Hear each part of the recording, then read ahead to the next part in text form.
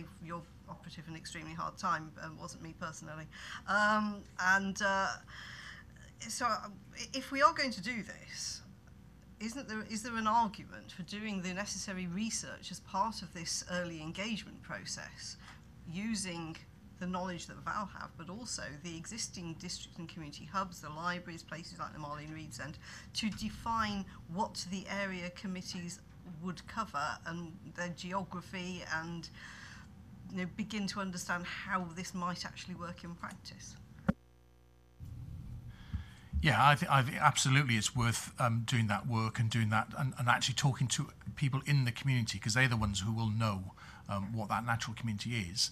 The problem that we faced in the city many years ago in defining this was that probably 3/4 of the city was quite quickly covered by everyone agreeing these were the natural communities. The other quarter were all orphan areas where they weren't quite fitting in with anybody, or weren't quite big enough to be classed as a community on their own. So I think that don't expect that there's going to be a neat solution to this, and you might end up with some areas which are very large and complex, because that's what people actually recognise. And so obviously around the market towns that's going to be the case. In other areas it'll be very different, and I'd be cautious about having a one-size-fits-all approach. I think community-led, working with communities is the best way to do it. No other questions? Right, thank you very much. We'll move on now to Richard Evans.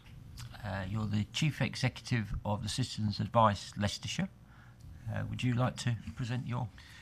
Thank you, Chair, and you'll be equally pleased to know that I've only got 3 or 4 slides as well, although rather no graphs. You've outdone me on the graphs. First and foremost, really thank you for inviting me along here to speak. There was a degree of hesitance, I suppose, or caution, because I wanted to say right from the beginning and from the outset, and acknowledge really the significant support we as an organisation receive and have received for many, many years from both the district and the county council. So I just wanted to say that in the sense that the journey that we went on as an organisation suited us, and I thought it would be useful to share some of those experiences in a similar way, perhaps to Kevan. For those of you that don't know anything about Citizens Advice Leicestershire, or indeed Citizens Advice, we provide free and confidential information. We have services in Leicester City and 6 of the districts. Charnwood are not part of this organisation. We provide face-to-face email and telephone. We offer some generalist advice, and we offer some specialist work as well around various projects which are up there. As I said, we are an organisation that covers the vast majority of the county and the city. We were not always such, and in a similar way to maybe Kevin. We came together to create a much larger organisation, which is perhaps an interesting distinction, not by way of a merger that was requested of us by any particular local authority, not because it was in any way, shape it was forced on us, because we felt for us as an organisation it was the right thing to do. So from 2010, roughly 2010, a little bit of work before, we've been through an incremental process of pulling together citizens' advice that exists within the county. So 2010, there's an initial merger between Hinckley, North West Leicestershire, and South Leicestershire, which was Market Harbour and Blaby. We won in 2010, and noting Jerry there, the contract in Oby and Wigston. In 2012, the Melton and City office joined us. So approximately from about 2013, we're about 50 paid staff, 200 volunteers, and I think importantly, one trustee board, one governance unit. So for us, this wasn't a sort of a big bang. It was a sense of coming together bit by bit as the various boards and organisations felt it was appropriate to join. So what have been some of the outcomes, I would say the positive outcomes? It is a simpler governance unit for us, having one trustee board and having one senior management team that operates across the patch. We have found has been beneficial. And again, I touch on the great support we've had from the local authorities. We've had a strategic aim of focusing resources on our frontline services. Sounds rather obvious, and in doing so, we've co-located with most of the district councils, I think all the district councils where possible, so that our services run inside their hubs. Had we have been 6 or 7 separate organisations with 6 or 7 separate governance units, whether that would have happened, I don't know. But for us, it seemed something that we could push through across the county. Again, it sounds simple. We work to the same standards of protocols and practices. You might think, well, 5 or 6 citizens' advice individual units would do the same. Not always the case. In this way, we've been able to standardise the way that we work. In doing so, we've been able to simplify our reporting, and again, the work that we've done with both the county and the districts, we've agreed an outcomes framework of which we report against on a quarterly basis, and representatives from all our funders come along. We could not have done that had we been separate organisations. Our approach has allowed for a joined-up funding approach for external funding. So rather than one local citizens' advice, whether it be Hinckley or wherever, applying for some money, we've been able to do it across a much larger area, and we've been able to attract in funding for, say, the pension-wise project, or that's just one example, as a result of that. So it's allowed again for a more joined-up approach to us applying for funding. This was quite an interesting one. Maybe 10 years ago, if you lived in Colville but you worked in Blaby, you couldn't use the local citizens' advice because you had to be seen where you paid your council tax. Since we've pulled everybody together, we got a reciprocal arrangement. All the districts bought into the reciprocal arrangement. It said, doesn't matter where you work or you live, you can be seen in any one of our outlets. That was a really positive outcome for our service users. I have to touch on money. Staffing and governance, there was some financial rationalisation. We were able there to put some of the savings we had from a reduced staffing complement. To be fair, 2008, when I first came into the county, there were 5 managers, 5 trustee boards, 5 deputy managers. The rationalisation in terms of finance and savings has been beneficial. And as I said right at the start, we've been able to divert some of those scarce resources to our frontline services. So when we co-located or when we reduced management staff, we were able to, put it simply, employ another money advice worker. So those were some of the positives for us. So to put an equal balance on that, we found that maintaining localised service delivery can be costly. Unlike perhaps Val, this is a slightly different model to us. We maintained frontline services in all of the districts. As I said, we're in most of the hubs where available. That was perhaps more costly than we thought it was going to be. So it's just one of the things, or lesson that we have learned. This has been touched on. And perhaps more tactfully than I've put it, but there is an issue that if that the senior leadership can become removed from local issues. I think we overcame that quite at an early stage. But for many of our staff who'd been used to having their local manager or their local chief exec in the office with them, not to have that person became an issue for some people.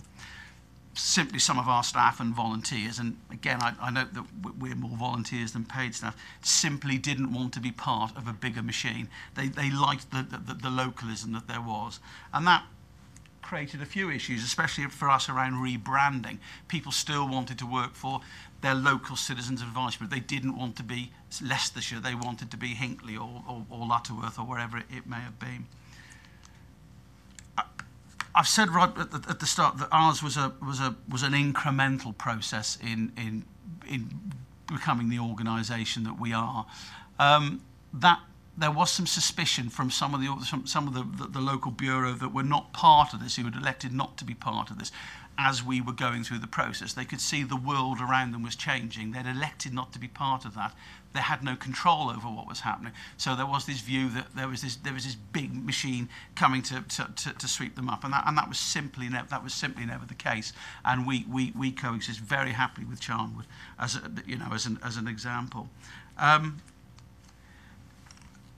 We found that communications needed very special consideration. As I said, the local staff who used to have their local manager or their local service lead or whatever there, that may not be the case now, and people in the branches felt that they were somehow becoming disempowered, disenfranchised, and we had to make sure that they overcame, or that was not the case. Interestingly, due to some staffing issues, I think for us, the cost savings were not immediately achieved, and it was sort of in the medium term that as the structure began to settle, that we began to save some of those costs. And probably again, obviously, our infrastructure needed significant rethinking. We all had 5 or 6 different IT systems that wouldn't talk to each other, so we had to somehow pull those together. We had 5 or 6 different, even the staff handbooks were all different between the organisations. But as time goes on, that all becomes into a line. So last slide, and that's a bit cheeky of me. Reassurance is required.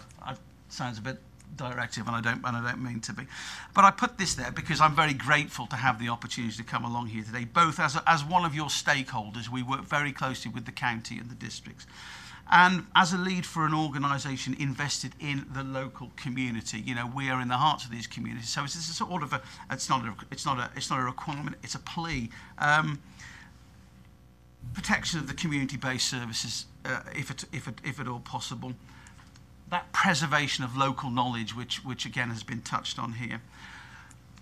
I would again ask for within this process, and I've read the document, that there is engagement of the voluntary sector. So these very cheeky me asking this, but and I put pounds, shillings, and pence. We've all said it. It is about the money, but it's not about the money. And I think there are other factors and considerations. But I would plea that the investment down to community groups and the support that we have had as an organisation continues.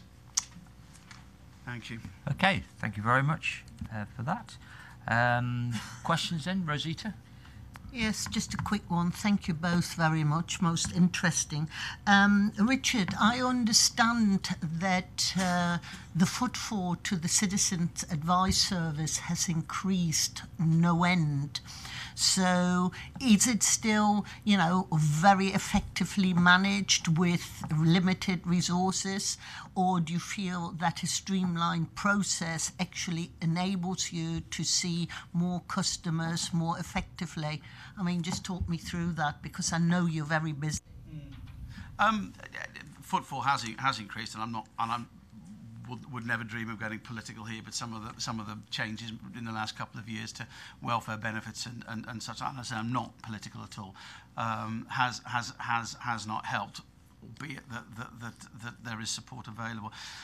I think as an organisation, what we've been able to do what we're trying to do across our area of operation is to divert our resources, such as our resources. And again, this was touched on, to those that are most vulnerable. I think I reiterate a point that was made before. We cannot be all things to all people.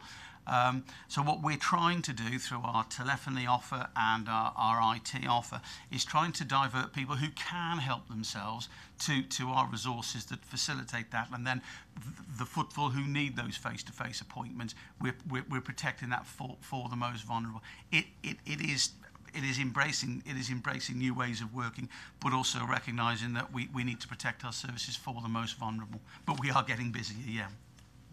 If I may come back, so it is you're extending your service to signposting, so you probably work with victim first and with first contact and so more effectively?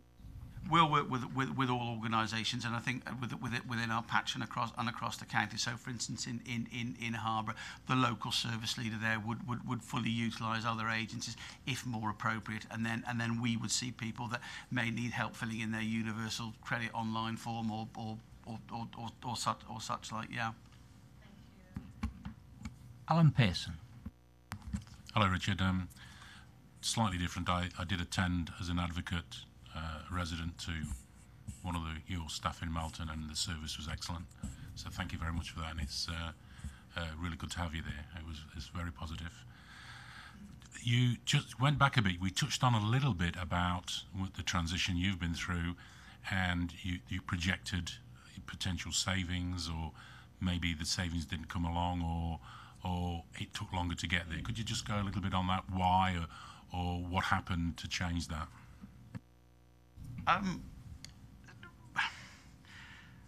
Yeah, the potential for savings, I think, was initially seen around the staffing. I said there might have been 5 managers, there might have been 5 deputy managers, there might have been 5 finance administrators, and they were all working separately, probably part-time, but all separately. We all had individual governance boards. They are my trustees in the way that, you know, they're the members of the organisation. There was a degree, and this perhaps, I don't know, it might be because not making a difference between the statutory sector and the voluntary sector. I'd be very careful about that. It may be that there was some degree of, I would say, protecting roles or protecting individuals, but that happened, and so that we perhaps, when we came together, we perhaps were carrying more staff than we had initially projected, but as natural, you know, as people leave or retire or move elsewhere, that was able to be. So it was just, I suppose, there needed to be some tough decisions made, and most of the tough decisions were made, but perhaps there were 1 or 2 that weren't. Terry Einan. Chair. You've explained how you've become a unitary very well, and that was quite helpful. I was wondering 2 questions. One is, what do you see as the risk if this county were to go unitary? What would be the risks to your organisation? And how would you relate to the new unitary? At what level would you relate? Would it be at county level, area committee level, or would there be different forms of relationship at those levels going forward? Thank you. I mean, I suppose without seeing the full proposals, but probably a bit of both. I mean, certainly the work that I do tends to be at county and district level seems to be with the. I tend to engage with the senior officers or staff, but also at the local level we have local managers, service leaders that we call them, who interact with their key stakeholders as well. So that might be revenue bends teams, housing teams, other organisation stakeholders within the buildings that we inhabit and the areas that we work in. So I think probably engagement would be at both levels. Both strategically at sort of what we call the unitary authority, and then perhaps more in terms of service delivery at the more localised level. What's your biggest, not customer in terms of numbers, but biggest issue, local authority issue that people come to you about? The biggest issue that people come to us about, besides local authorities, is it tends to be welfare benefit debt. I mean, those 2 loom large, I think, in any citizens' advice reporting structure. After that, specifically in terms of local authority, it may still well again be some of those issues, maybe around council tax collection. Although, because we work in the hubs and we work closely with a lot of those teams, we can work more effectively for the service users. Housing issues, with housing stock, whether that tends to be with the local authority or with the local with a social housing provider. But again, as an example, I attend meetings at Blaby with the housing team there, and it's just escaped my mind the housing provider in Blaby. So benefits, housing, debt. Those sort of tend to be the main issues that people are coming in about. Okay, but also I think it's important maybe to stress on that it's not just about people who come in through our front door or telephone, but we also get a lot of referral from our colleagues, from our stakeholders in those local authorities. So again, I mean, I keep picking on Blaby, don't I? But if I think of the setup there, and I don't mean to do it because it's across the patch. If I think of the setup there where we work closely with their housing options team, we're sat next to each other. So when they've got a client they need to rehome who's in debt, they'll just bring that client over, or we'll take the phone call for them. So I think that, and maybe that goes back to the question as well, in terms of there's got to be engagement at operational level and at strategic level. Okay, that's helpful, thank you. Kevin Felt. Yeah, thank you, Chairman. Yeah, interesting, Richard. Bit of background. Before I became a county councillor, I was actually chairman of the Market Harbour CAB for about 10 years. My lasting impression, apart from obviously the wonderful work that was being done by the staff and everything else, and the volunteers, was how continually I was having to meet with district finance people to argue about the money we needed for the following year. And then also talking to them, because in those days there's a Lutterworth CAB as well, and then talking to them about whether we ought to be joining together and all that sort of stuff. So well before obviously what went on here, but it shows how, you know, time was spent, particularly by the chairman and the branch manager, in basically arguing our case, trying to get the finances and everything else, just to keep ourselves going. So really, the question I want to come to, though, is the fact that I noticed when you went through your list of all the various changes that had happened, how effectively everything's come together now as Leicestershire, but clearly there's one borough that hasn't been included. So how do you get on with Charnwood? We have a very good working relationship with Charnwood, and I mean, for I suppose absolutely for the record, Charnwood are a very well organised, very well run organisation. It might help well, you would understand from your previous experience, but it might help the rest of the rest people here to understand that we belong to a national organisation, National Association of Citizens Advice, who maintain standards and audit us. Charnwood have an exceptional audit track record and are a very well-run bureau. So it is within the right of any citizens' advice during the process to decide whether they want to join or not. So and they elected not to. And that's absolutely fine. I meet regularly with the manager. We run various funding projects for each other, so they've got some funding for service personnel which operates across to Melton. They used to run the consumer service for across the county. We provide pension-wise across the border. It's reciprocal. Just to come back, I mean, so in other words, working together, basically partnership arrangement almost, I know, is still working, although clearly for the rest of the what we're branches, working together as a whole has clearly governance and financial and resourcing and all those sorts of advantages, but still you can obviously get on. Yeah, either as I said right, I think either model is valid. We work very, very closely with them. I think if I go back to the history of the mergers, I might say that was not always the case. But just to be clear then, if there was to be a unitary county, that would force some kind of a merger or arrangement. You wouldn't be able to operate on two separate CABs, would you? Again, without seeing the details, but I think it would be possible. There is evidence, or that there are bureau that do operate in unitary authorities that I call it bureau. No, we're not bureau. Sorry. There are organisations that operate in unitary authorities that are two separate organisations. It's not necessary. You'd have to address it. We'd have to address it. Okay. Right. Any other questions? Right. Can I thank you both very much for coming and giving your evidence and advice. Very, very helpful in the process. Right.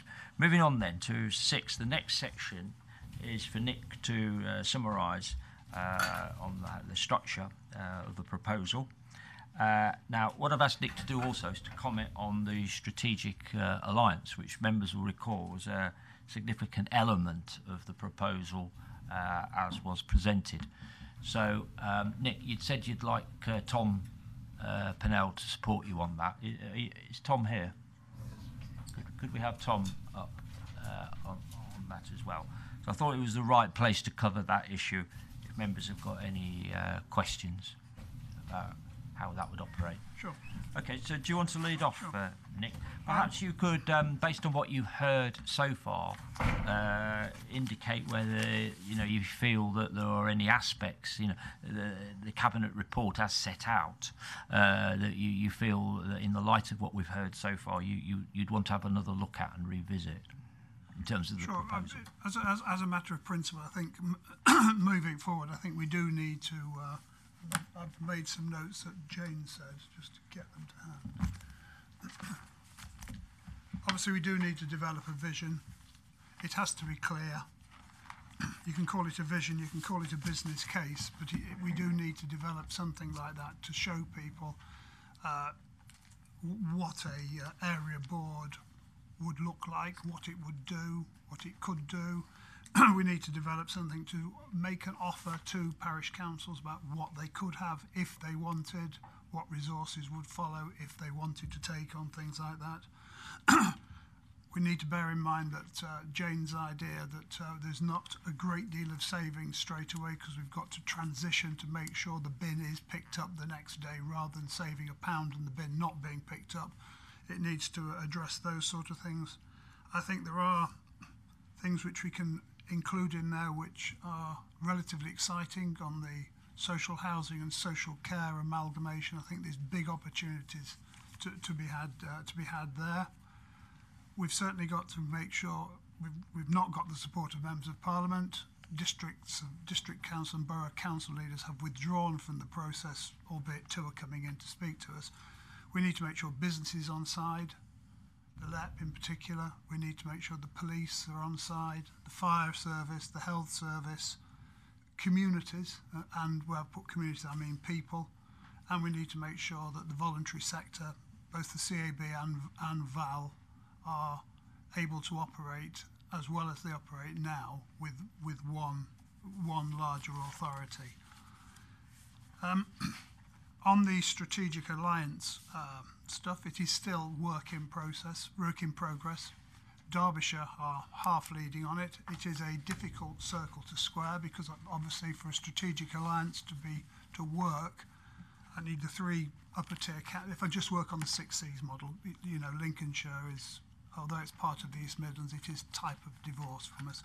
So on the 6, you would want the 6 Cs model. You want the 3 counties and the 3 cities, especially for us, where our county sits slap bang in the middle of the county. We can't really do something without involving the city.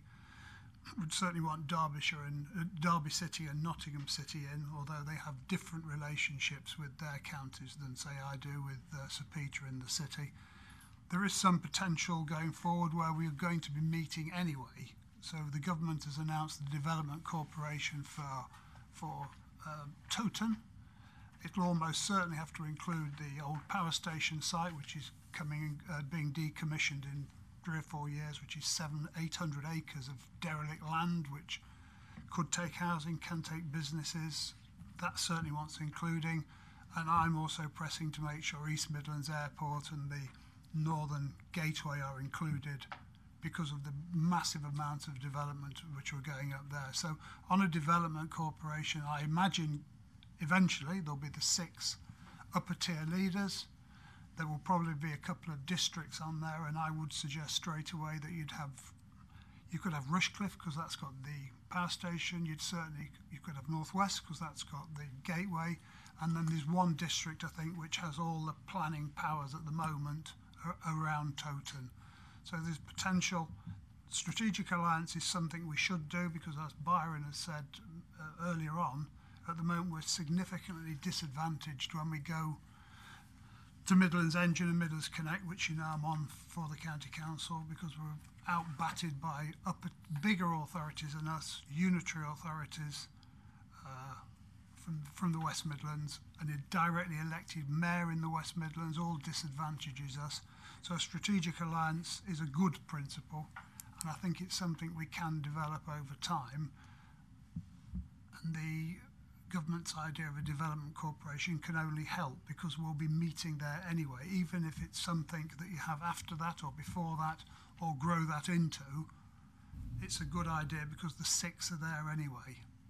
But I think unless Tom's got any more strategic alliance stuff that's going on behind the scenes, that's about where we are with it. Derbyshire are supposedly leading on it. So on that then, would you expect, similarly to the proposals before around that you were exploring around combined authority, that you would negotiate a devolution deal with government and funding? Is that what you have in mind for a strategic alliance, or is it a looser, more local? I mean, would it need government approval to set it up? No, not in the first case. You can form a strategic alliance and choose to work together and talk together and strategically do things together anyway. Ultimately, it would be nice if we could get some more local strategic powers akin to, say, a directly elected mayor has got. Nobody is mentioning having a directly elected mayor for the 6 Cs model, but you could have a 6 Cs model with 6 upper tier leaders on it, and to make sure everybody's engaged, you could rotate to the chair, for instance, because at the moment it would be 3 Conservative counties. Derby, as you know, is always changes because they get elected every 2 years and it's a bit of a mess, and then you've got the 2 Labour authorities for Nottingham City and Leicester City. But in the interests of advancing and benefiting the whole of the East Midlands, you would probably be better at the moment to rotate the chair, even if you had, from my point of view, a Labour chair from time to time, because a lot of the stuff which you'd go for would be for the benefit of the East Midlands and East Midlands people, not necessarily on a political basis. It would just be a good idea for us to have it. Tom, can you add anything on the form? Is it a loose, non-formal organisation then, a grouping of choice, and that doesn't need government permission or approval, funding? There are powers to do this. Absolutely. I mean, it would be a loose strategic alliance. The option would be there to firm that up in future if that was what the local leaders wanted to do. I mean, I think what I would say about the government's approach to devolution, that does change. It has changed over time as new Secretary of States come in. So, for example, the requirement that there be an elected mayor to secure a devolution deal is something that came in after a period of time that hasn't always applied. So I think that the challenge really is to put in place strong governance arrangements locally, which persuade the government that there is a sort of a joined up approach locally, that there's a single voice which it can communicate with. And I think if that's established, depending on what the government's particular approach is at any one time, it opens up the opportunity to secure funding and powers from the government. David Bill. This does make sense, of course, but I'm not convinced that, in fact, we're making too much progress with this. From my involvement with these Midlands councils, I get the impression that there is conflict within Nottinghamshire, for example, between the city and the county. With the people have got different ambitions and different visions. I think it would be useful actually if we could actually have a paper on this so that we know exactly where we're going on it. It is important that we have a counterbalance to the West Midlands, but I would like to see a paper setting out exactly where we are, so that we can examine it and obviously support it wherever we can. Is a paper premature? And perhaps, you said there might be 1 or 2 districts on it. I'm just thinking of a scenario where there was there already are some areas that would be unitary and some that would not. Does that present a problem, or would you just have to accommodate that?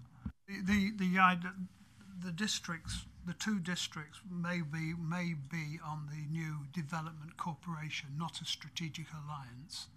So if the government, as you know, they announced the development corporation, it would be probably wise at the moment to have districts on, because they have the local planning powers. That would be on a development corporation. On a strategic alliance, it would at the moment just be the 6 upper tier leaders on it. It would be premature to bring a paper, because we couldn't bring a paper on anything at all at the moment. Even my own mayor in the city, as you know, I get on really well with, is like this about it, because there's nothing to offer him as yet. So he says he's interested in it and would like to be part of it, but he wants to see the meat in the sandwich rather than just talk about the sandwich. And the same goes, and in Nottinghamshire, as that David has rightly said, the relationship is slightly more challenging there. But I think we can all, given time, come together, because it would be for the benefit of the whole of the East Midlands residents if we can bat more strongly when we're at, say, Midlands Engine or Midlands Connect, and certainly when we speak to government. And as you know, Simon, I think Kay in Nottinghamshire is also pursuing a very similar sort of path to us on local government reorganisation. Okay. Are you... you mentioned HS2 and you mentioned Toton as being drivers. Are you concerned about Mr Grayling's announcement last week, or was it, when he said the case has still got to be made for HS2 extension, phase 2, whatever you want to call it? Yes, of course I'm concerned about it. I mean, originally as a North West Leicestershire member, where we just get the train racing through and no benefits, we were ambivalent on it, but now we're type of supportive of it, and I'm supportive of HS2 as a matter of principle. If we don't get it, we'll tend to get left behind. I think there is a business case to be made. I think it is probably slightly more expensive, you know, in terms of cost benefit, which is what they look at coming up from Birmingham up to Sheffield. But I'm certainly 100% in favour of it. And while it's still there, we've got to treat it very, very seriously. That's why, as a cabinet, we've put in, I think, 400,000 a year just to deal with the paperwork and the amount of stuff that we're going to have to go to. There's loads of committees and things being set up. I'm giving due consideration at present to bring something back to council in December on whether I need to task a specific member or support member to attend all these things, so we can keep focused on it, and somebody to account and deal with the spending of the money and the officer time and the lobbyists and all that sort of stuff. So while it's there, we need to treat it seriously, and if asked for an opinion, the policy of this county council is to support HS2 coming, because in my view it's not been helped by calling it HS2. It is just another new railway fit for the future. At the moment we're relying on a railway built in the 1800s, and if you go from Leicester like I do, you're paying 150 quid on an open return. You can't get a blooming seat, and that's now, let alone with the growth we're experiencing. So HS2 is a new railway built for the future. It might be fast, and they've called it HS2, but it's all about capacity, in my view, and we need to support it, otherwise we'll be left behind. Okay, very clear on that. Terry Richardson. Well, thank you, Chairman. I just want some clarification on a practical issue from my point of view. Is when Wiltshire were invited to become a unitary or consider becoming a unitary, it was done under the Local Government and Public Involvement in Health Act 2007. Which then had a clause in that no direction could be given after the 21st of January 2008. We now have the Cities and Local Government Devolution Act 2016, where the Minister has announced that he will not renew the sunset clause. At the committee I chair, and if one refers to the minutes on Appendix 2, when the question about the sunset clause was raised, the response was we would find other legislation. So my question is, what other legislation have we found? Because if no other legislation exists, the only way we could get a unitary authority would be with the agreement of the MPs and all councils. So would it not still be in the interests of all of us for the 8 councils to work together on this? Byron can answer you on the clause which you would, which we could operate under. However, even if I appreciate we've got 7 members of Parliament against us, district councils won't engage with us at present on it. But it's a matter of principle that we need to establish what is in the best interests of the people of Leicestershire going forward.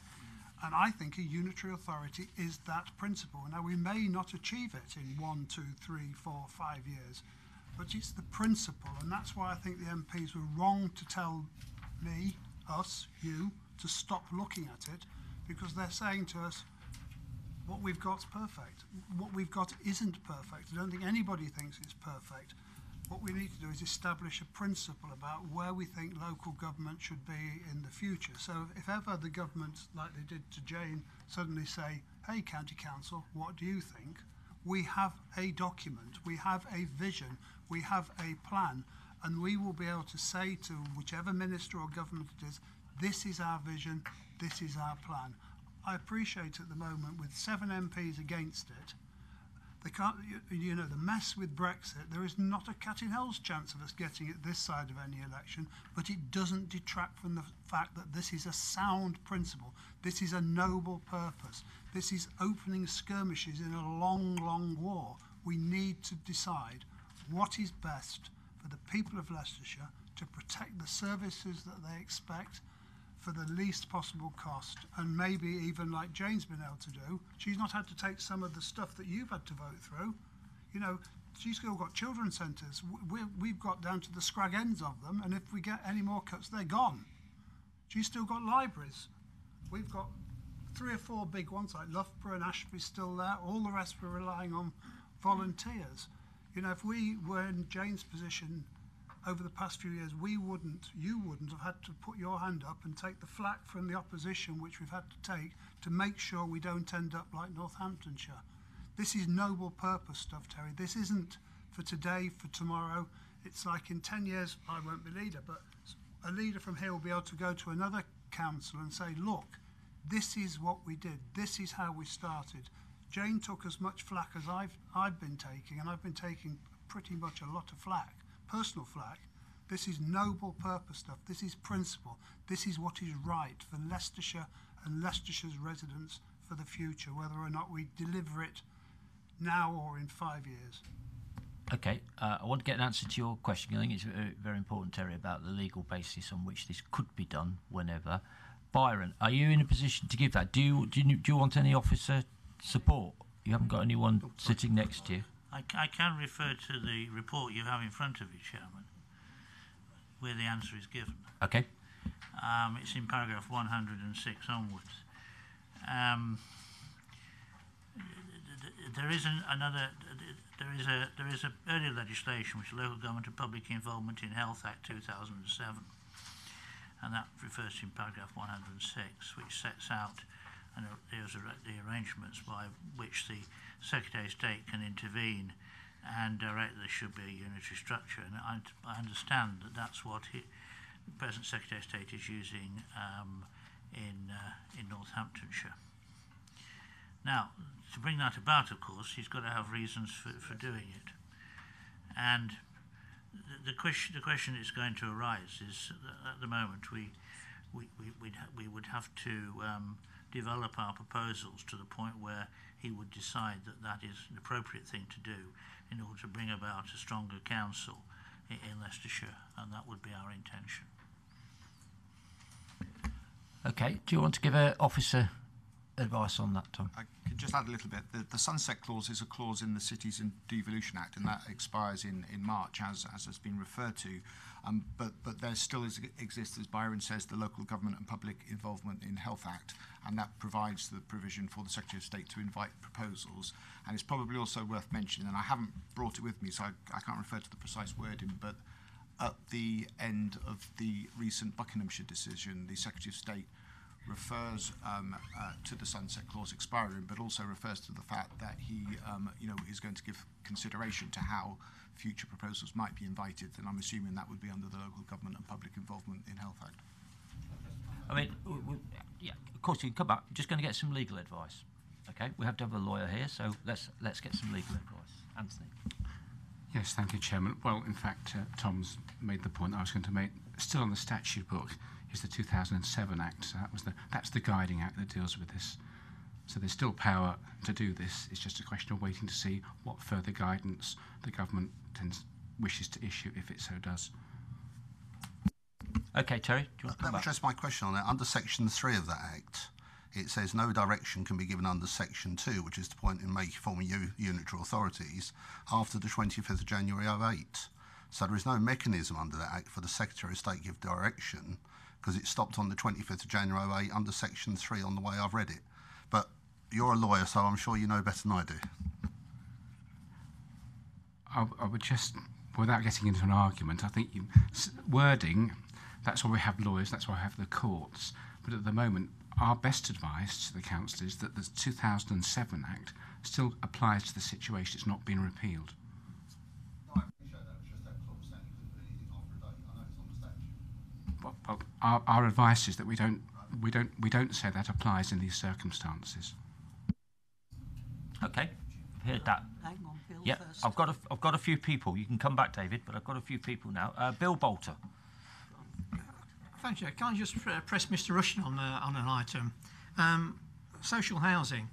He keeps referring to it as being combined with health authority and things, and I've referred to the report before this afternoon about housing provision. It says here quite clearly, not 57, paragraph 17. Housing with people with learning difficulties, mental health and autism. But of course, social housing, vast proportion of that is for general needs. And that's not been mentioned in here at all. So, does the leader wish to expand on other things other than just that set thing we're talking about combining with health? Because the concern is that under the way this is written, that it could be looking to restrict access to social housing to particular groups, whereas, as you know, there are still a lot of people that can't get on the housing ladder and do need to rent a home from the council. Yeah, I'm very much like Jane said.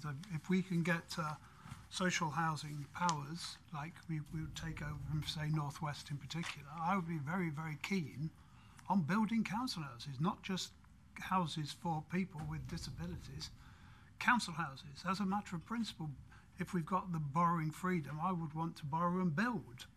As a matter of principle, I think a big strategic authority with the property department that we've got here, which smaller districts do not benefit from, we could be very, very bullish on on physically starting to build new council houses across the county, and in particular in areas where there's the greatest need. As Jane said, in part of her county they don't really want them, but in another part of the county they do. You know, if we've got this power, it would be something really exciting for a new unitary authority to do. I just think it would. All right, Bill, are you reassured? along with that, of course, is the right to buy. So, are you proposing to build council houses with people off the right to buy those houses? Or are you going to find some clause where they At the can't moment, exercise the right to buy? the law is that you have a right to buy. I mean, you can get around it by putting them in new little housing corporations as such. So in some place I've seen where you can build new council houses and you can exempt them from right to buy by putting them in new little housing companies. That would be a decision you'd make down the tracks. But the principle is, if we've got the opportunity to build council houses, as a new unitary authority, personally as leader, I would want to get on and build some in areas where they're required. Okay, I think you've got some clarity there. I think you're right. 17 is a bit ambiguous. I think we'll come back to that. What the proposal there needs clarifying. Thank you, Bill. David, Bill, you wanted to come back. Let me just go back to the point that Terry Richardson raised, and that was the sunset clause. And the statement made by James Brokenshire with the Buckinghamshire agreement. What he actually said was, from March 2019, the sunset clause means that the consent provisions in the process we are currently using for reorganisations fall away. In future, any proposal considered under the Cities and Local Government Devolution Act process will require unanimous consent from all councils, and that's where our proposals start to fall down, doesn't it? Because we got far from unanimous consent. We've in fact got unanimous opposition, and unanimous opposition from the MPs. Therefore, we're not going to make any further progress with this proposition until there is a complete shift of opinion by a lot of people in key positions. As I said, David, earlier on, that may well be the case at present, but this is noble purpose stuff. This is what is best for the people of Leicester and Leicestershire for the long-term future. I don't particularly mind that the Secretary of State has said that, and the MPs have said that to me.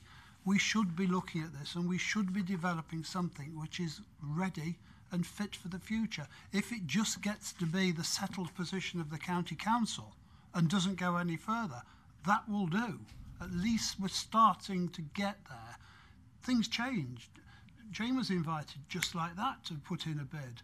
Governments change, government policies change. Members of Parliament, I might even be persuaded to change their minds. I might even, if I'm really lucky, get a district leader to change their minds. I thought you were going to say members of Parliament might change.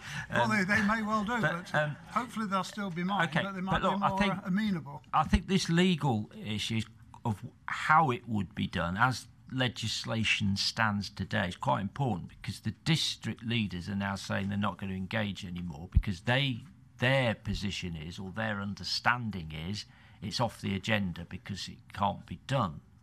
So I think for the next meeting, the 30th, it would be helpful, looking to Anthony.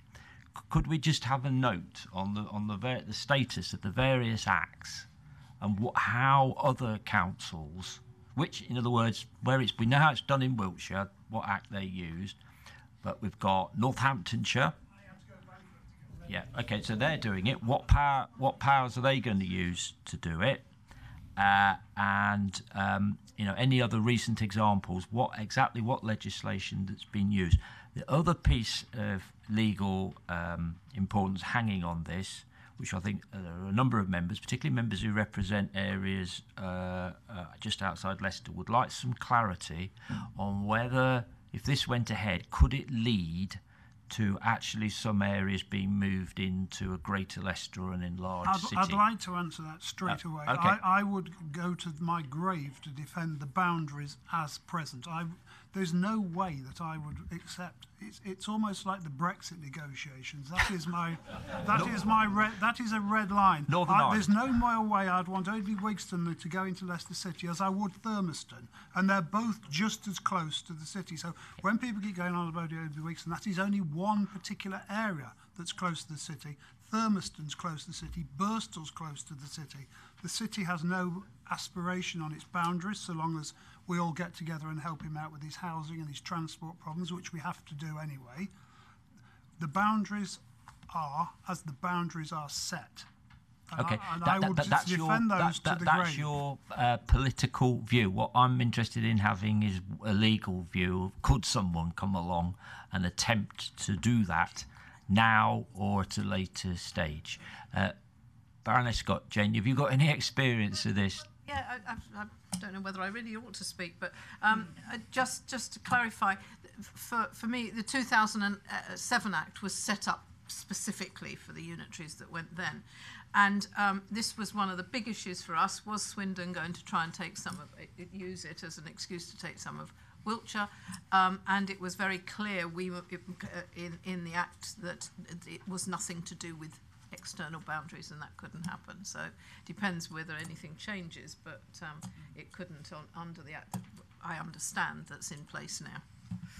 Okay, but if we could have a note, that would be really helpful, Anthony, for the 30th. Right. If there's no other questions on this section, I'm keen to move on, because we really have only got an hour left now to 7, which we need to just change the table or make some space on for Declan and Chris Tambini on the financial situation. Well, Byron, you need to stay because you're lead member. They can go to No. They can go to the end. They can get on the table. You can be a rose.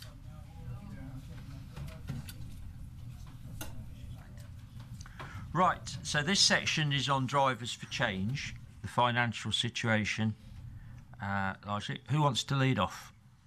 Chris? Yeah, I'll lead off. I'm not going to say too much, actually, because I think Byron adequately covered kind of nearly everything this morning, but we'll make a few comments. I mean, it goes without saying it has been very tough financially over the last kind of 8 to 10 years. And in my view, I think it will continue to be tough. And if you look to the future, there clearly are uncertainties around funding. There are uncertainties about the comprehensive spending review, uncertainties around fair funding, things like localisation of business rates is not clear. There are lots of uncertainties, but there's also a number of certainties as well. I think it's fairly certain that public finances will continue to be very tight. I think the budget a couple of weeks ago kind of reinforced that message. I think there's no doubt that they will continue to be tight over the medium and longer term. And I think the other key certainty is that demographic pressures are with us. So Byron kind of mentioned SEN, which is a massive issue for the county councils, no doubt about that. But just some stats on older people. The over 65 population is forecast to grow by 70,000 to nearly 120,000 in the next 20 years. So that's 70,000 over the next 20 years. The over 80 population is forecast to triple to 50,000. That's a huge financial pressure for the county council, but also go further than that and say it's huge financial pressure for public services generally. If you think about the impact that has on what housing stock needs to be, for example, huge pressures. I do think it's going to continue to be tough for both districts and counties. I think most people agree that counties have probably had more of the pressure over the last 10 years than districts. You just need to look at the number of high-profile counties that are in the news over the last kind of year or so. I think there will be a rebalancing of some of that pressure, and I think the districts will come under increasing pressure, whether that's through new homes bonus or business rates or some other means. I think that is likely to happen. I don't think there are particularly that many choices around in terms of the government can do around funding. This report does set out the kind of joint savings requirement over the next kind of 4 years or so for districts and counties, and that's around £60 million. Again, I wouldn't be surprised if that did increase. And if I just end with a quote, and I quoted this as well in one of the scrutiny committees. This is from Paul Johnson, who's in charge of the Institute of Fiscal Studies. He said after the budget, many public services are going to feel the squeeze for some time to come. Cuts are not just about to be reversed. If I was a prison governor, a local authority chief executive or a head teacher, I would struggle to find much to celebrate. I would be preparing for more difficult years ahead.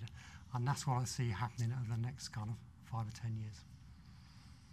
Okay, so we're going to have a bit of a discussion about the financial drivers. Can I ask you a question about new homes bonus? Because there's various sections in the report, particularly on housing and planning, that refer to how this money could be used for sites and development and so on. Now, I don't know what the situation is entirely around the county, but I can tell you what the situation is in my own district. The vast majority, probably 90% of that homes bonus already goes into propping up the revenue budget. Because as RSG was removed, there wasn't, I mean, I say this as an opposition member, if you read what it was meant to be for, it was meant to offset the pressures of growth and housing and help local communities absorb it. Very, very little of it has ended up doing that, because at the same time it came as the cuts. Now, I accept that districts have been the vast beneficiaries of that, but I'm concerned that there's a suggestion that that money would become available for other things. It would just be absorbed surely into the county council's revenue budget, even if that ignores proposals that may result in it being taken away as part of the review or absorbed. So that's my first question. The other question, I think it's more of a political question to you, Nick. One of the big concerns is, and Chris has underlined it, the pressures on adult social care and children's services. And we know that in relation now to SEN, if we can't make that block work, it could fall on the revenue budget going forward to bridge the gap. Now, the concern is that a lot of district services like parks, leisure and community, the pressure would be enormous. They're not statutory. Well, I mean, they are in a but it's they're like libraries. I've heard it said you could probably get away with having one library in a county and still you wouldn't be challenged legally because you'd be filling your statutory duty. So the concern has to be, and I think it needs to be addressed, that money would just be siphoned off in order to keep the pressures that Chris has talked about in adult social care. And we'd end up in a similar situation of having to cut those important leisure and health and all the things we know that do preventative work to help people out of hospital and keep them walking and mobile, because of it would be inevitable because the government wouldn't be providing the funding to support it. So I'm a bit concerned about this notion that getting our hands on that money, or unitary or new council, would simply lead to a situation where that money would have to inevitably go into those two priorities. I can tell you what the present is. On the SEN, as you rightly pointed out, next year we're going to be subsidising it through the rates.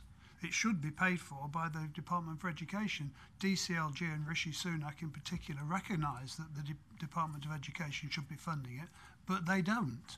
So if there's nowhere else to go, eventually that does have to be charged to the local taxpayer, unless the Department of Education stump up the money. And you're absolutely right, if we don't get more money, we'll be in the same position of a lot of other councils. We will just be down to statutory services. There might just be one library. There will certainly be no children's centres. The stuff which we like to do now, which you residents ask you for, will be gone. We will just be looking after children and older people. Now, the principle of where the new homes bonus goes, it's always, in my view, been entirely wrong that it was split 80-20. We always argued that the split should have been the other way. So maybe if it survives, maybe they might tweak the split. I'm not so sure as it'll survive at all. I think it might just be generally absorbed into the whole budget, and districts will not have it. The other thing, of course, which has propped up districts, and in mine in particular, where there's such vast growth, is obviously business rates, where again they get the bigger split. But Byron's better on actual numbers than me. Byron.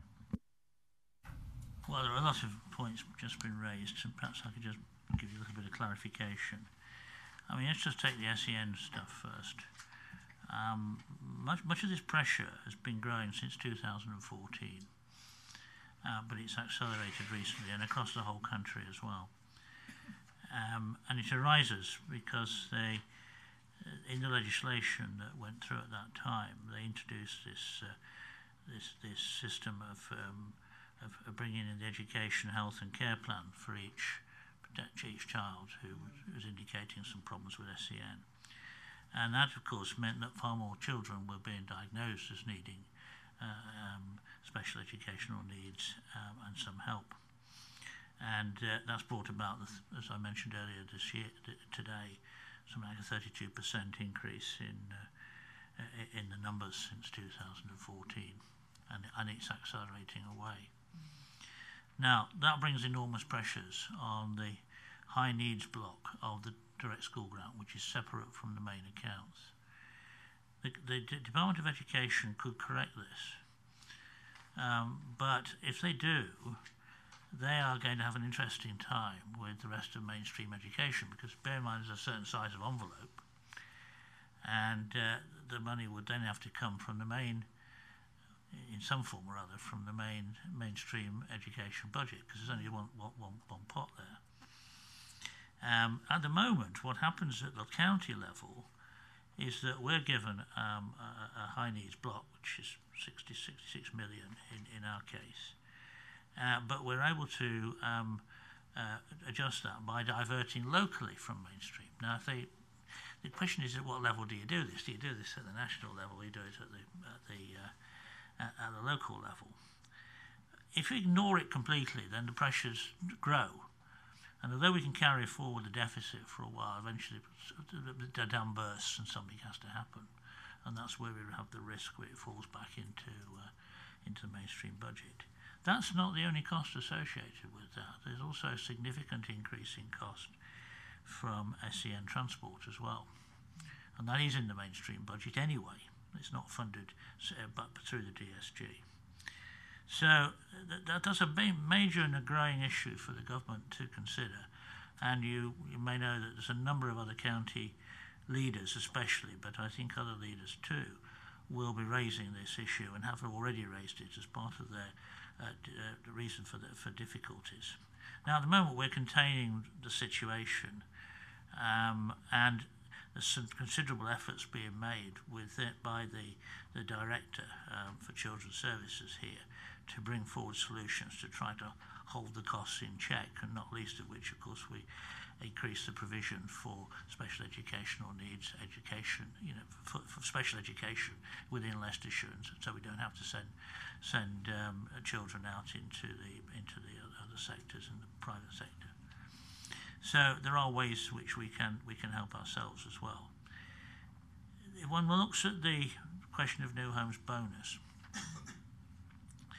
there is certainly have been reports that many people inside government, and maybe Jane might have some more insight than I do because she sees these people more often, but the new homes bonus, as in its purpose, has not worked, as you said, that it's not actually brought about that increase in house building that they wanted.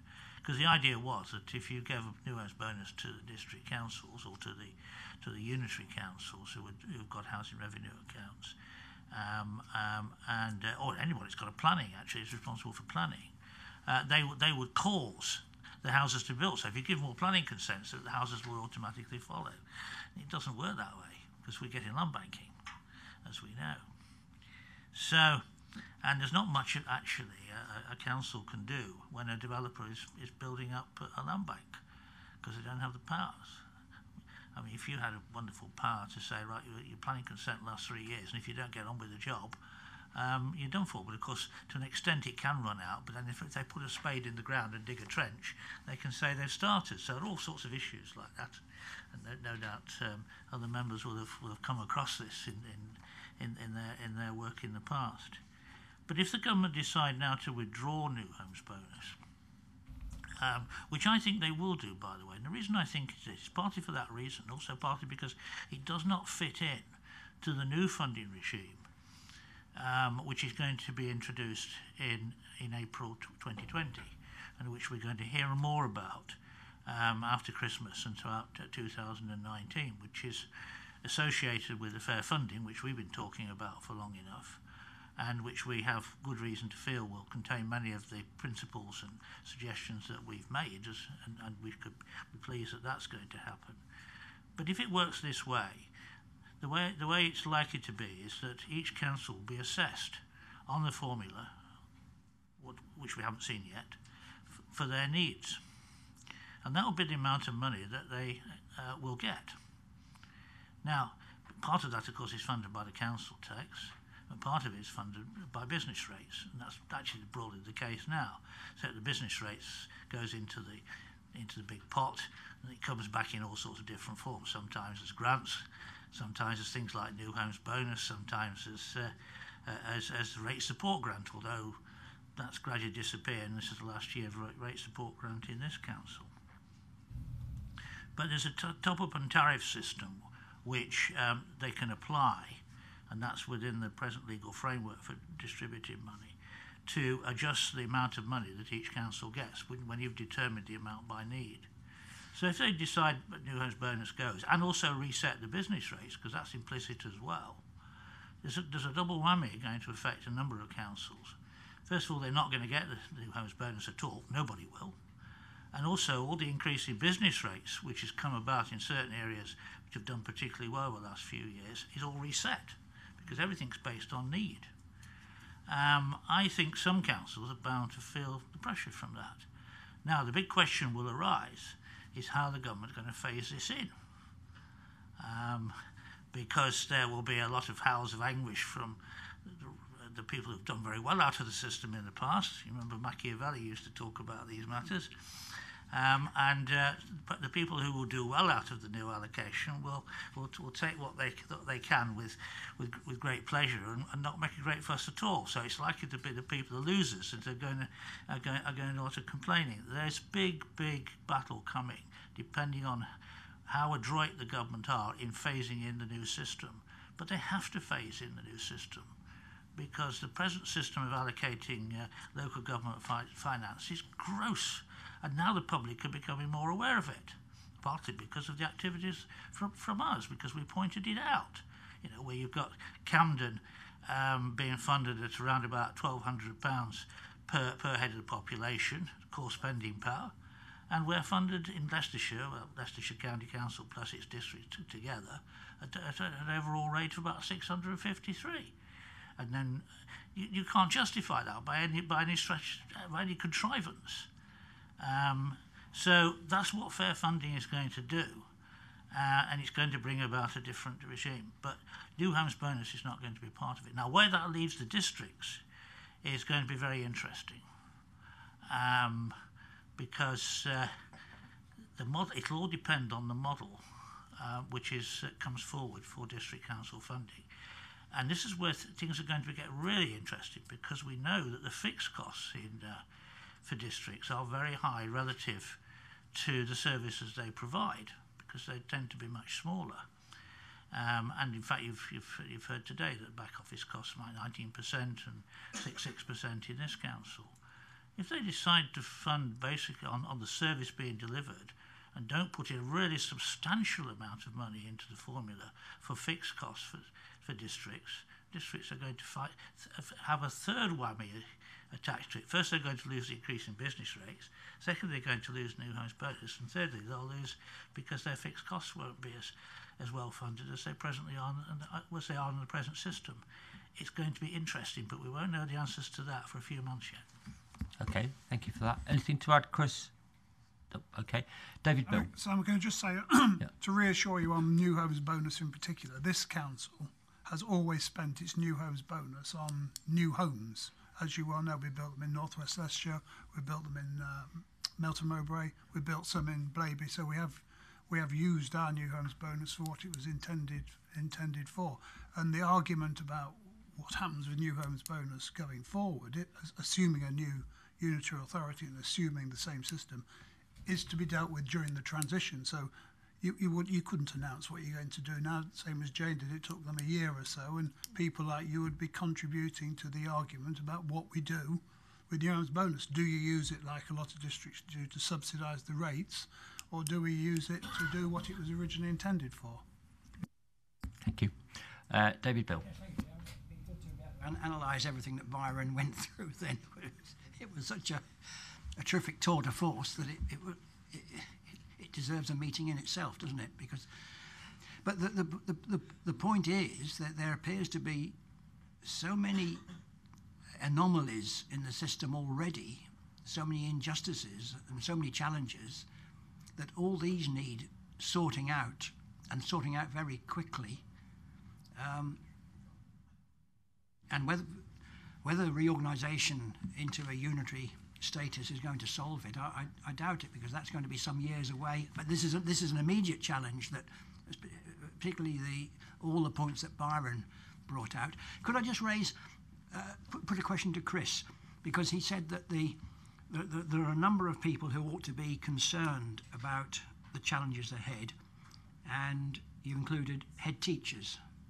Now, of course, education used to be our responsibility, and many people out there can't understand why we're no longer so concerned about education, because the people out there are concerned about it, and they can't really believe that we really have only a passing interest in it, because that's been taken away from us by academies.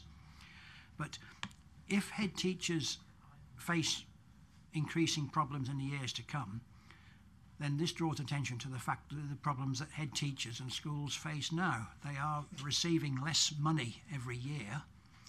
They are being squeezed. That they're being told that they can't employ highly qualified teachers anymore because they cost too much. And so all the time, the standards in education are being challenged. Well, that's the situation that's been explained to me, that they're being squeezed. They're losing people all the time, and so there are problems with education that need sorting out anyway, and that's got nothing to do with going over to unitary status, because if the new county receives a shed load of cash as a result of this restructuring, there won't be any of that going to schools, because schools get their cash directly from the funding agency. There's a funding agency problem that needs sorting out, and all these challenges that we've heard this afternoon, they all need sorting out anyway, regardless of what we do about restructuring. That's a good observation, and just to remind members, we will be having a full session in January on the MTFS and the budget, which includes the schools block and the SEN block. Alan Pearson. I'll go to my point in a minute, just for David.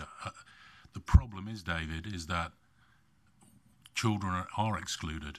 And again, if you saw the BBC, I think it was BBC, they're excluded. I think it's doubled. It's incredible. Then it does become our responsibility. And if we haven't got the funds to help the excluded children, you're aware what's going on with the academies, you're on about the league table. So we do have a responsibility. And sometimes we can't gauge that responsibility because we don't know who's going to be excluded. We all know that. So we do have to have something there ready, or some planning. That's what good organisation do. Plan for a rainy day, plan for when we've got these issues, because they're staring us in the face. And that goes the same for adult social services. We are getting older. We need to plan for it. So there is some rationale of this argument about what is going on around it. It's sad, but that's the world we're in. Back to my point now. Sorry about it, I didn't mean to, but we talk a lot like that, don't we, David? I'm really, really passionate about the projected savings, because we've talked about democracy and the service that we provision, what we want for people. I think one of our problems is it's always the first cab off the rank has been the savings. So it becomes money. Let's be honest. Yet I think most of us, as our leader's spoken, it's the passion about providing the best service for what we've got. So when we look at the projected services and savings, and when I've looked and I've researched, not all unitary do it very well. In fact, sometimes it doesn't materialise. So my first point off the cab of the rank is, can we learn from that so we don't make that mistake? So if we go through with this, we get it right, because it's important. Now, the other issue is, it's like, I think we've got this train being built. It's gone from, 50 odd now to 100 billion. And if you've ever renovated properties, it may start off at £1,000, ends up £10,000. We all know projected costs can change. So the other argument is that we've got to be careful of whatever it costs and what costs are incurred in establishing an authority, a unitary, isn't outweighed, the cost. So one example is that we've got a figure of 30 million, and then I hear, I don't know where I heard it, the harmonisation of rates, that will most probably lose us 8 million. Seriously. So these are the sort of things we need to get to terms with and have a really good look at. What are the figures? What are the reality? Because I don't know whether that's true, I'll be honest. I've got no idea. I've just heard some figures banded around. So I guess we're looking at, we've got wonderful Jane coming from a very successful story, but we've also today, Tor Bay is 2.8 million as a unitary, and they're in trouble. So what did they do wrong? So from our point of view, let's get the good practice, let's get it right and then talk about that, and let's present the bad practices so we don't go that way. That's my argument. Okay. So there's a few of the top table looking at me want to respond on that.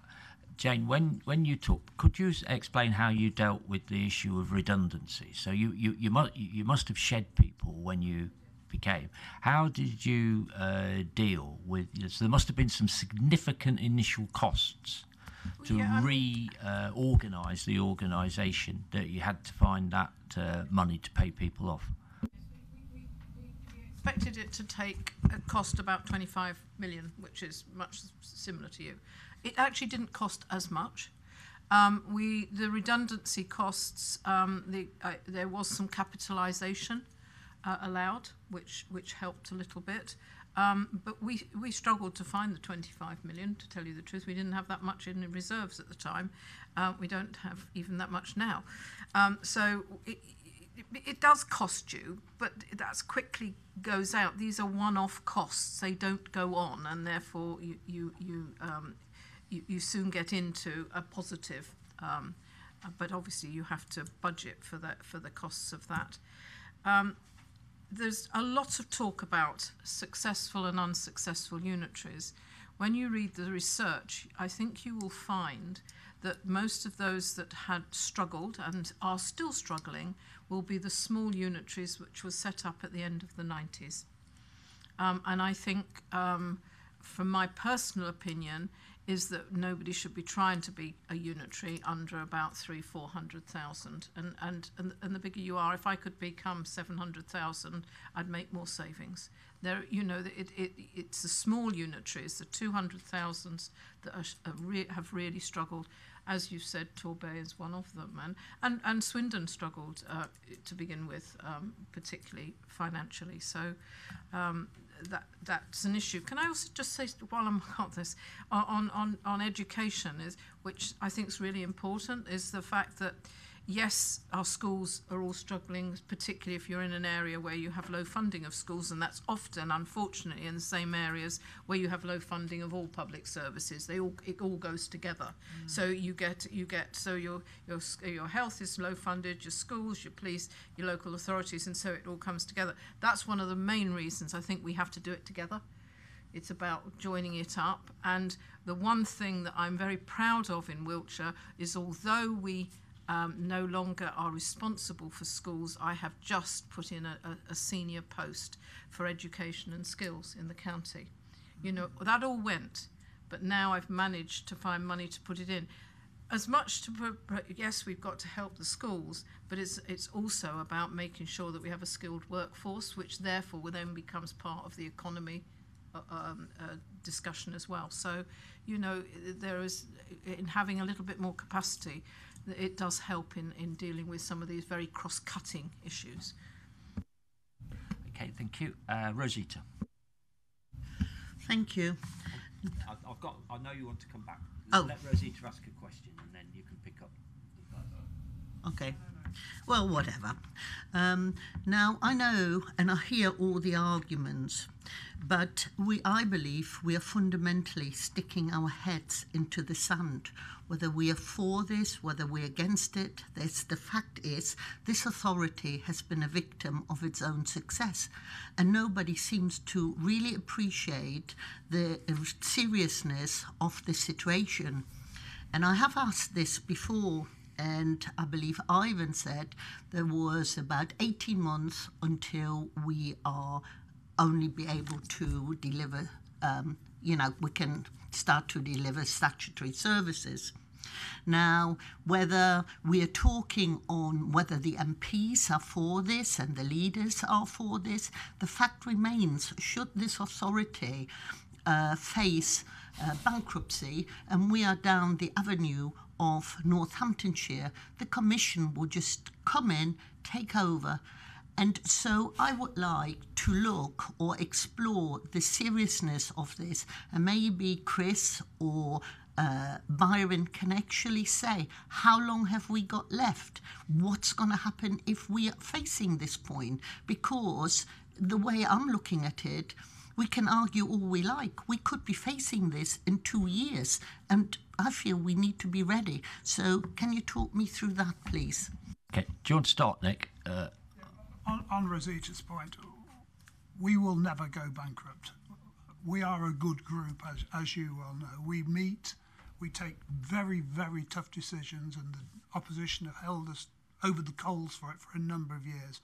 I can guarantee you, I think while we're the administration, we will make the decisions and we will not go bankrupt. We will, if we don't do something, end up just doing statutory, but we will not go bankrupt as a matter of principle.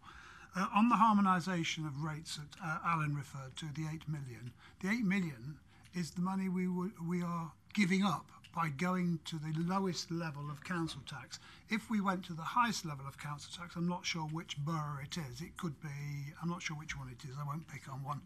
I'd be Wigston. We would have £8 million more per year to spend. But as part of the bid document, that is something we will have to consider.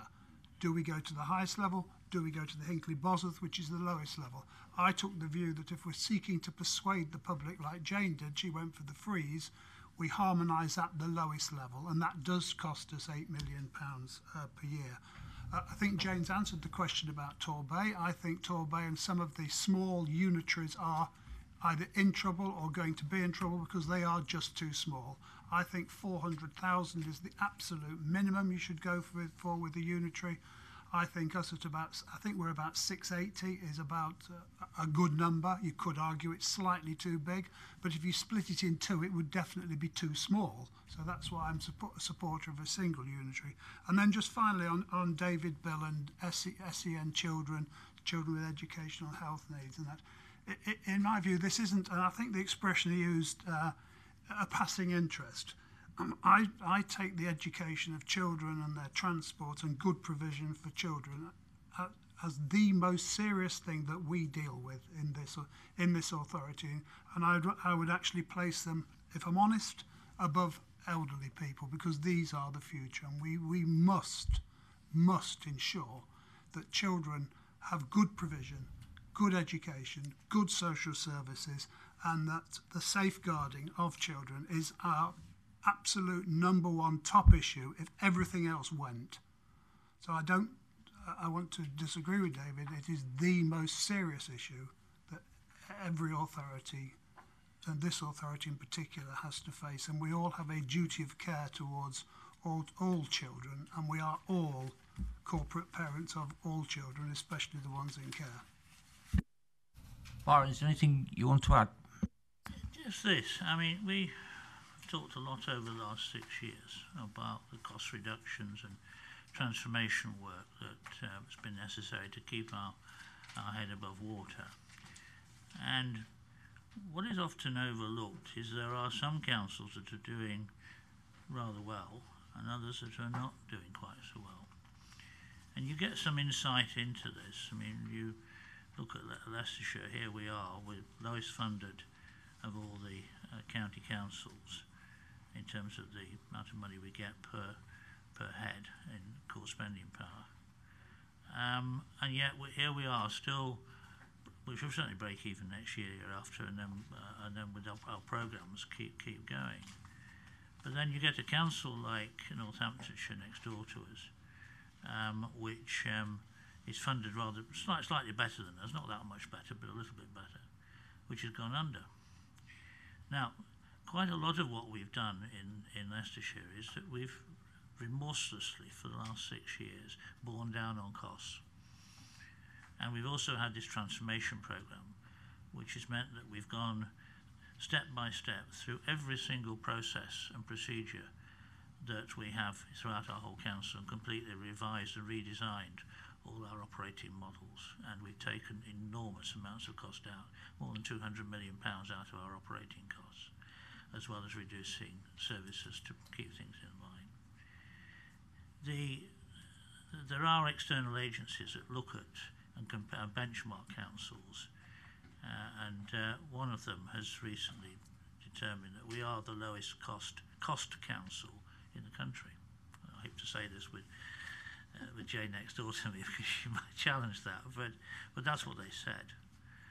And we're probably about the 6th best performer, which makes us the most productive council in the country. Now, if we'd not done any of that, we would have gone under. If we'd not done that work, much of which was opposed on occasions, and some of the decisions were very, very painful. If we'd not done that, we would have gone under. And that there are other councils in the country that have not had anything like the same amount of pressure. Now, this is why it's got to be put right, and that's why we had our campaign, and that's why now we're in sight of seeing that come to fruition. But we must keep on, and we must keep trying. Now, why would we therefore go for a unitary proposal if we're managing Well, we've got greater ambitions. What we've had to do is not been without pain. We've had to do things and reduce services that we didn't want to reduce. And if the pressure continues, we're going to have to take even more out, as Nick has said, and go back to a basic service. I mean, it's all right saying we'll survive, but what would we look like just providing just a basic service, which some of the councils in the country are talking about? And I don't want to go down that road. I want to get to do much better than that. I've got higher ambitions. And you've heard this morning from Jane about what might be possible. If you get your act together and do it properly. And that seems to me to be the laudable aim, and why the unitary proposals that we're putting forward, which as a result of all these discussions we're having, can now be improved even more from what we actually currently have in front of us, is still worth pursuing. And I think it's the right thing to do, to carry on with the work and develop them. Terry Richardson. Thank you, Chair. A very quick one. Can I please have a definitive date when we will get the detailed financial information supporting the savings? And in the light of what's been said tonight about the transition period that Jane eloquently spoke about and Nick has supported, will our cash flow forecasts reflect that, and will they show different periods of savings? I can't answer on the particular question about when the figures will be ready. But on the transition item that Jane mentioned, yes, they will have to, Terry. If we're going to put together, and obviously I need to speak to the group, as you know, Terry. We are only where we are. I'm only where I am until the group tell me I'm not here. We will need to reflect on that, and when we develop the vision, the bid document, we'll call it what you like, it will need to take account of that, in my view. Chris? Yeah, in terms of the detailed sort of finance kind of background to it, there's a Scrutiny Commission meeting on the 30th, and we're going to bring it to that meeting. To be honest, it started off being half a dozen pages long. It's now about 20 pages long, because as each time we go to a scrutiny meeting, there's more questions get thrown up. So we're waiting to the end of this meeting, and then we'll make sure that everything's reflected in that document. But it will be quite a meaty document now. Right, Joe? If I could request that, obviously, if it's that detailed, can we have it at least a week before? It's no good having it on the day of the meeting. Otherwise, we've got no chance to look at it and ask questions. I mean, it seems a point. Otherwise, if it's not available to the 30th, can we move the date of the meeting? It will come out in the 5 clear days that is required for paperwork agendas. Is that all right? You'll have 5 days, Terry. Okay, thank you. Bill Bolter. Thanks, Chair. Yes, I just wanted to comment mainly Mr. Rushton, I think. He mentioned Oban Wixon had the highest council tax. That may or may not be true, but I'll just point out that we don't have any parish councils, so we're not saddling our residents with an extra tax that cannot be controlled. Our residents know exactly what they're going to pay each year, and they know it's set usually by central government about what the rise can be. So put that bit right. I'm a bit concerned about what Jane said about Wiltshire. I think what she said, the reserves are quite low in Wiltshire. Looking at your turnover and your reserves, I wouldn't have thought the district auditor had been that happy with that level of reserves. The district auditor. My county auditor is very happy because of the low risk he considers we have. So he thinks we have the right reserves for the right level of risk. So it's based on the risk rather than the turnover. Okay, and we are at the lower level of agreed percentile for that SIPFA agreed to. I don't think Chris will be very happy with that level of reserves, but anyway, that's another story. And last thing, Chair, I think we ought to hear from Torbay or Shropshire, the 2 neutral authorities, who are both in difficulty. So I suggest that we get in touch with them and actually have them here to tell us how they've gone wrong or not wrong. But, you know, we've heard the good one. Let's hear from the other end. We could go to Torbay, couldn't we? Okay, thanks for that. Are you looking for a response from Nick on which bit? I will have it. I mean, I'll making myself have a great deal of fun on these things. The reason I mentioned Obi Wigston being the highest preceptor, because it factually is, whether or not it's got parish councils or not. And for saying to say that people in Obi Wigston know what they're going to pay, well, of course they don't, because they've got the fire police and the county bit as well. And on the reserves, Jane operates on lean reserves. We operate on lean, uncommitted reserves. We do have other reserves, obviously, which we have set aside to repay debt. We have reserves which we set aside for insurance risk. We have similar sorts of uncommitted reserves, which is the county reserve, which is the only uncommitted money we've got. So you may well argue we have big reserves, but our reserves are set aside to repay debt, and where we've saved money to repay debt and can't repay debt, we are now investing that money in properties, for instance, where we can get a better return on the money that's set aside to repay debt than, say, lend it to a bank which will only pay you 1% if you're lucky.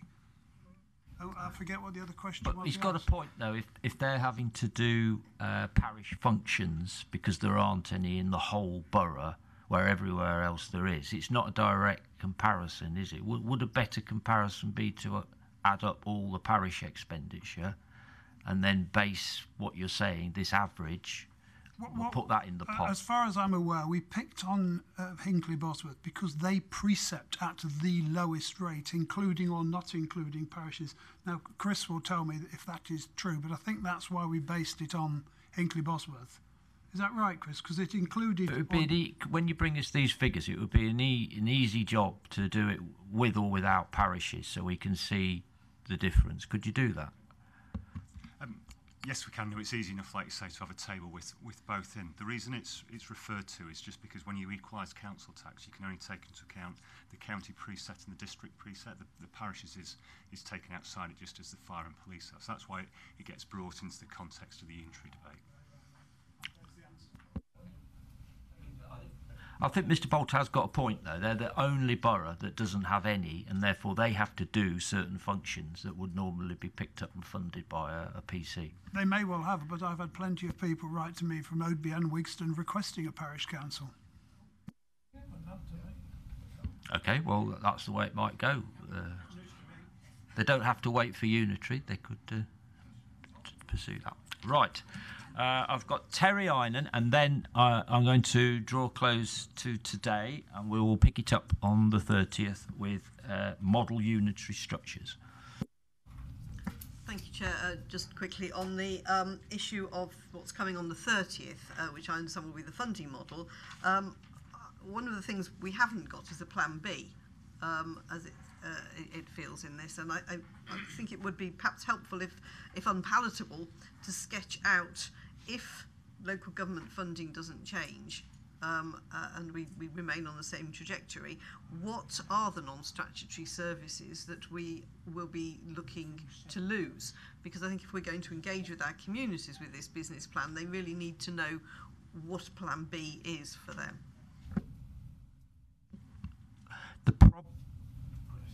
That's Chris Jones. The problem is what we've been told in the past, that there's a lot of services that are not necessarily, well, there are some that are statutory, but there's different ways of doing them. And there are others that you've really got to do to support the statutory services, otherwise the whole thing falls over. So it's a difficult thing to prepare, is it not, Chris? Can you help us with that?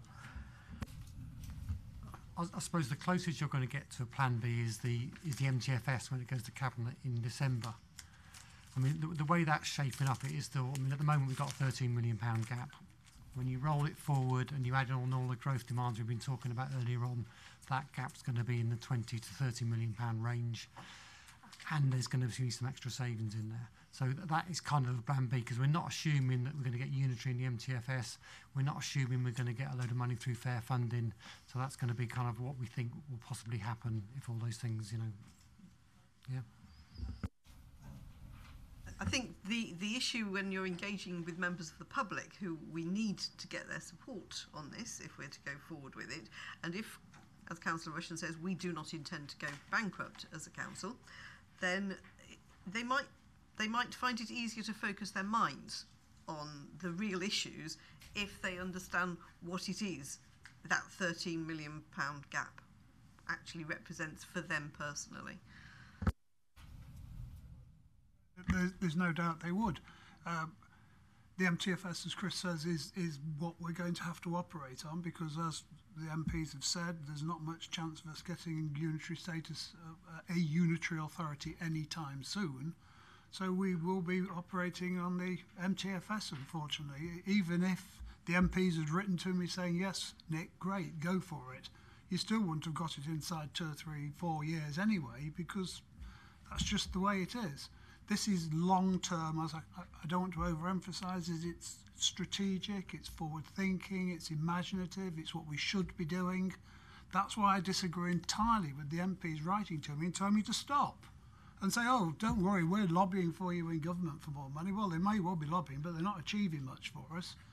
So that's why I think we should carry on, and we should produce the vision, the document to show to people. And it's not just about the saving. I would love to be able to bring back some of the things which we've, as Byron said, which we've had to cut.